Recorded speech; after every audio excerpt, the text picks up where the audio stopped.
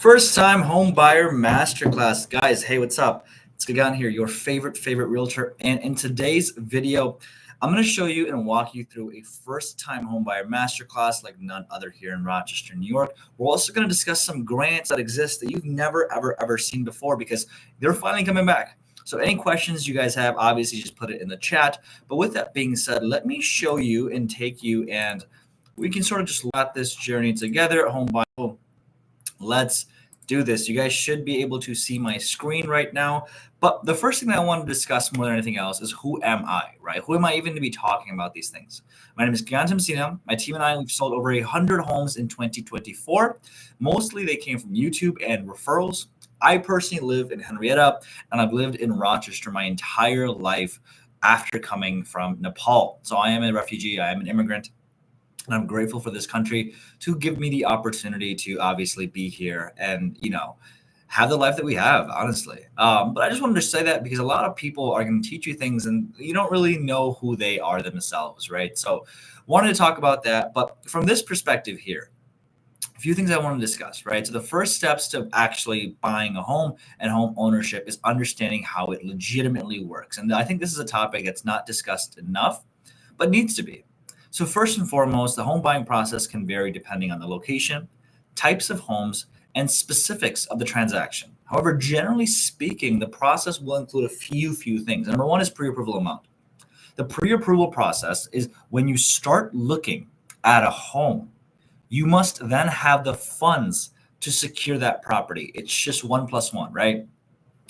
93% of the time or so, the people that are purchasing properties will have a pre-approval amount. Now, there's specific industries where specific times where people have cash, and people are looking to purchase with just cash alone or bank statement loans. And we've done all of those things. So there's definitely different ways around it. For the most part, people will be getting a mortgage. And what's nice about getting the mortgage is when you have that Cinderella, right? You have that property that just gets you enamored. You want to be able to buy it. You want to be able to afford it. You want to be able to say, I want to rent on this property, and I can.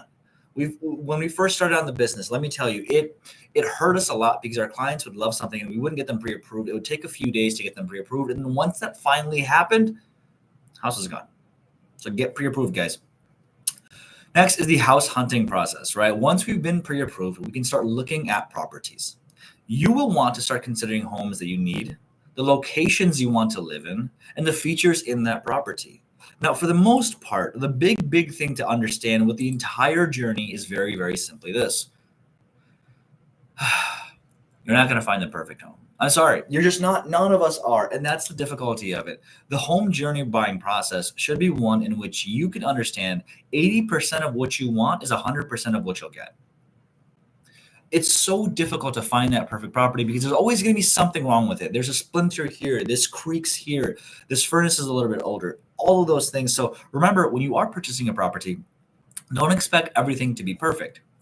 The next part is when you do find that property that meets about 80 to 90% of your necessities, you're going to make an offer, right? The offer will include a few things: purchase price, closing date, contingencies, inspection, appraisals, EMD or earnest money deposit, and a few other things from that standpoint. We talked about the earnest money. This should be four, but I guess these are the same things here. The earnest money is also a way to show exactly how serious you are. Think about it from the selling perspective, right? If I am to sell my property and I am looking at one offer for $200,000 and one offer for $190,000, but the $190,000 has a $50,000 earnest money and the one for $200,000 only has a $5,000, I'm more likely to go with the $50,000. It just makes sense, right? Next is negotiations and closings. So after you negotiate, after everything happens and you've got the numbers, you've got the contingencies, the repairs, all of those taken into account, you then negotiate and then you have closing scheduled. There's also going to be a few other things. There's home inspections. So anything going on with the home that you want to take a look at, you want to have a professional inspector to actually check things out, make sure everything is amazing and looks legit. And this is where it's going to happen. You can also back out of the deal if it's not to your satisfaction. This is more of that safety net than anything else, right? And we recommend everyone gets this regardless of if it's a new build, regardless of where the market is, regardless of anything. Home inspections are generally going to be a necessity. Now, there's also a caveat, right? Like if a home is the only home that's available on the market and there's like 50 other offers, if you have a home inspection, they're most likely not going to go with your offer unless every other offer has a home inspection as well. So generally speaking, you want to make sure you're playing the card correctly. Closing is how to actually close. It's when the title of the property is transferred from the seller to the buyer and all closing costs and fees are paid. The closing process can vary depending on the locations and type of transactions, but generally it's signing legal documents, paying the fees, and transferring. And then finally, there's the moving in process. So when you can actually move in, right? Whoa, that's a lot. I'm going to stop sharing for just one quick second. That is a lot. And it's such an overwhelming journey that I want to make sure that you understand one simple thing. We're doing this together. You are not alone. Our team helps hundreds of clients every single year. And I want to make sure you know that, not because I want to brag, but because we do this for a living. This is our full-time jobs. I need you to understand that if you're struggling with buying a home, if you're thinking about making a move to Rochester, New York, that this is the time to call a professional to get the job done. Because I promise you, we'll get the job done. Moving on. Now we can all take a deep breath and say, okay, cool. We got a step in mind. Let's move on just a little bit more from this because the next few things that we're going to discuss are just as important. All right. Finally, in order to buy a house, you need the cash for it, or you can get a loan. This is called a mortgage. The first thing is to speak with our lender to make sure you're pre-qualified. There are different types of loans. I also wanted to, let me stop sharing for one more second. My loan partner, his name is Brian Hafner. I'll put all of his contact information down below. Brian's wife, unfortunately, is dealing with a very, very massive health issue right now. And we've tried rescheduling this a few times, but she was in the ER. And I really wanted to have Brian on, but it just didn't work out that way. So if you believe in the power of prayer, please pray for Brian. If you don't, just put his family in your hearts and prayers, or just in your hearts and your thoughts. Give him good vibes. But yeah, so this is the part where Brian should have covered it, but let's all just make sure that everything is okay. And discuss these things, right? So there's different types of loans: FHA, VA, USDA, conventional, and jumbo loans. All of these are types of mortgages that you have to understand, because there's a few key differences. Number one is the first-time home buyers loan. FHA is first-time home buyers. They're government-issued loans and are designed for first-time home buyers or these with limited credit history.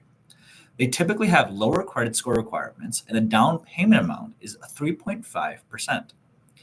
A lot of the industry says that you need to have 20% down. That is not true.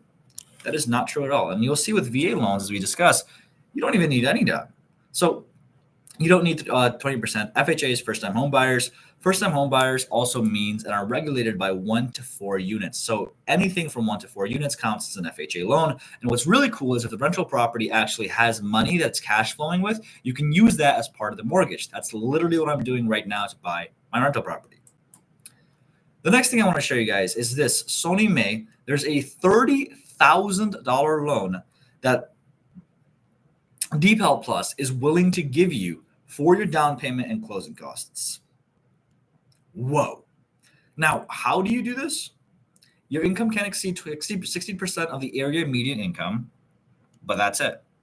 Now, if you are thinking about buying, you have to call Brian and you have to call myself, because this right here